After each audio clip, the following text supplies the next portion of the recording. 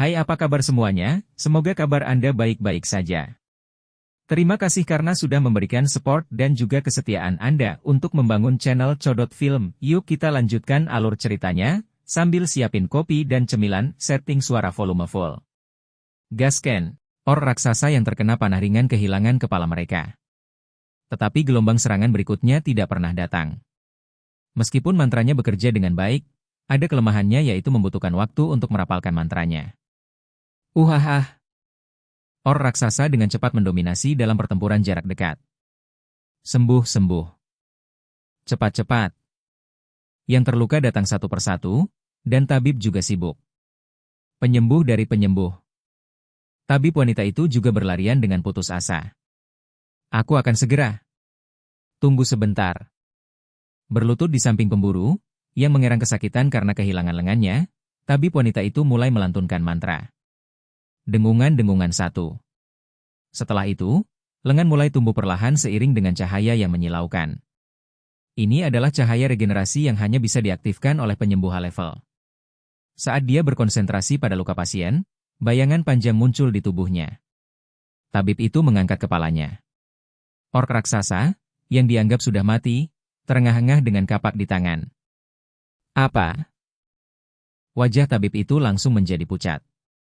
Sayangnya, tidak ada rekan tim lain di sekitar yang bisa membantunya. Saat ork mengangkat kapaknya, tabib itu tidak kabur, melainkan menutupi pasien dengan tubuhnya. Tidak. Tapi dia menunggu lama sekali, tapi tidak merasakan sakit apapun. 1 detik terasa selama 1 menit. Tabib itu mengangkat kepalanya. Kemudian dia melihat pemandangan yang aneh. Kuat. Ork yang melayang di udara terus gemetar. Mengapa? Apa yang sedang terjadi? Mata tabib itu melebar. Pada saat ini. Klik. Kepala ork raksasa itu ditarik keluar, bersama dengan sebagian tulang punggungnya. Sebuah kekuatan yang harus diperhitungkan. Tubuh ork raksasa itu roboh ke tanah. Kuat? Kuat. Tabib wanita memandangi mayat raksasa yang tergeletak di tanah, menunjukkan ekspresi yang tidak bisa dimengerti. Karena kepala ork raksasa itu masih menggantung di udara. Darah menyembur keluar. 039. Cheng Jinwu mengerutkan kening dan membuang kepala ork raksasa itu. Ledakan. Salah satu ork raksasa yang kepalanya dipukul oleh rekannya berguling di lantai, tampaknya tidak dapat beregenerasi, lehernya berputar ke arah yang aneh. 039, memecahkan keduanya. 039. Cheng Jinwu berbalik. Sekarang dia dalam keadaan tidak terlihat. Ork raksasa dan pemburu bahkan tidak tahu keberadaan mereka. Awalnya, saya takut disalahkan karena ikut campur dalam serangan orang lain, jadi saya ingin mencari waktu yang tepat untuk bergerak, tetapi baru kemudian saya menyadari bahwa saya masih memiliki keterampilan tembus pandang. Karena itu, seharusnya tidak ada batu sandungan yang menghalangimu berlarian seperti ini, kan? Mulut Cheng Jinwu meringkuk. 039. Kalau begitu akankah kita mulai? 039. Pada saat ini. Satu persatu. Dia melihat San Kijun, kapten tim penyerang, bertarung sengit dengan 3 ork raksasa. Cheng Jinwu bergerak cepat. Bab 86 pintu keluar diblokir. Tidak jauh dan tidak dekat. Dengan sedikit kekuatan, kakinya meninggalkan tanah dalam sekejap, dan ketika dia menginjak tanah lagi, punggung lebar ork besar itu muncul di depan matanya. Saat dia mendarat, dia mulai berpikir. 039, sangat mudah menggunakan skill untuk menjatuhkan ork raksasa. 039. Tetapi dalam melakukannya, keterampilan sembunyi-sembunyi tidak ada artinya. Termasuk San Kijun, orang-orang di sekitarnya semuanya adalah pemburu terbaik di negara Ha, dan orang-orang ini juga merupakan elit dari divisi pemburu.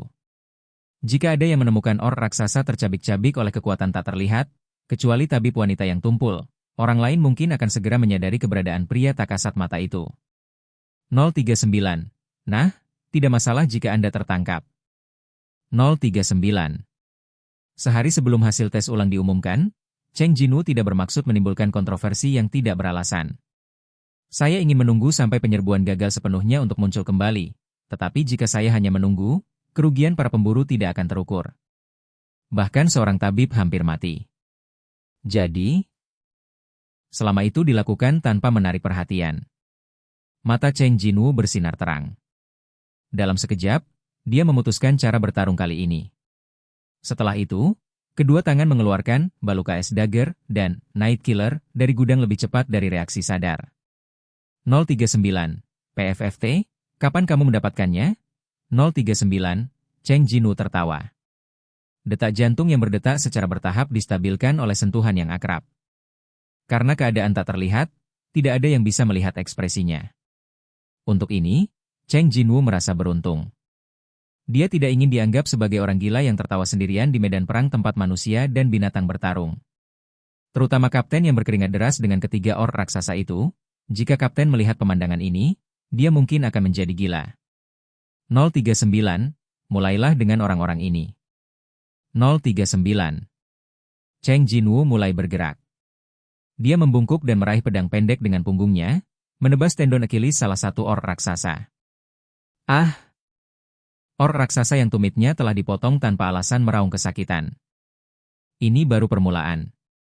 Sekali tebas, dia menusukkan pedang pendek Baruka ke pinggang pria di sebelahnya, lalu pedang yang dia gerakan memotong sendi pria lain. Kuat? Kuat. Aduh. Kuat.